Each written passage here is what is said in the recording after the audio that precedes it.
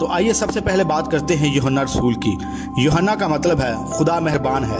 यूहन्ना यीशु मसीह का प्यारा शागिर्द था जिससे यीशु मसीह बहुत प्यार करते थे। यूहन्ना अकेला ऐसा शागिर्द था जो बुजुर्गी की हालत में मरा।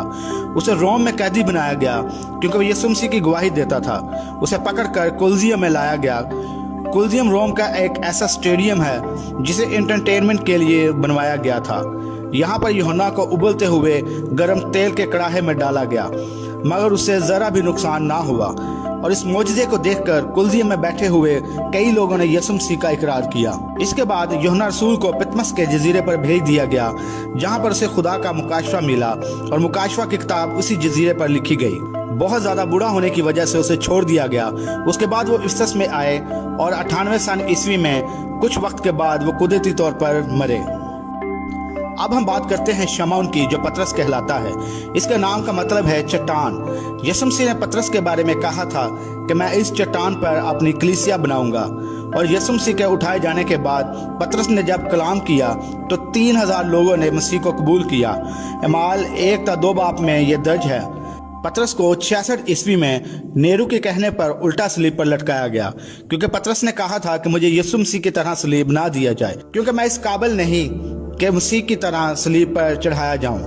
तारीखदान लिखते हैं कि नीरू ने पहले पतरस की बीवी और बच्चों को उसके सामने मरवाया, फिर वेटिकन सिटी में टाइबर नदी के पास पतरस को सलीब पर उल्टा मसलूब किया गया। अब बात करते हैं पतरस के भाई इंद्रियास की। इंद्रियास पतरस का छोटा भाई था। इंद्रियास का मतलब है बहादुर। जब यीशु मसीह को यूहन्ना ने बपतिस्मा दिया तो तभी से ही इंद्रियास यीशु मसीह के पीछे हो लिया। इस तरह इंद्रियास यीशु मसीह का पहला शागिर्द बना। इंद्रियास को 60 ईस्वी के करीब यूनान के एक शहर पेट्रास में एक्स की शक्ल की सलीब पर मसलूब किया गया, क्योंकि वो भी अपने आप को इस काबिल नहीं समझता था कि मसीह की तरह मसलूब किया जाए। इसलिए उसे एक्स शक्ल की सलीब पर उसी के कहने पर लटकाया गया।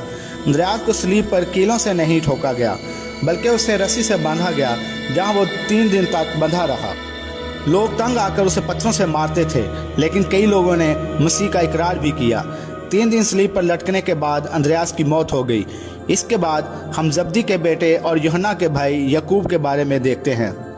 इसके नाम का मतलब है पीछे रहने वाला, एड़ी पकड़ने वाला। इसकी माँ का नाम सलोमी था, जो यीशु मसीह की मसलूबियत के बाद उसके दफन के लिए खुशबूदार चीज़ें लाने वाली औरतों में शामिल थी। यकूब शागिर्दों में से शहीद होने वाला सबसे पहला शागिर्द था। हेरोदिस बादशाह ने उसे पकड़कर मंदिर के ऊंचे किंगरे पर खड़ा करके तलवार से उसकी गर्दन कटवा दी और उसे नीचे गिरवा दिया। इसके बाद हम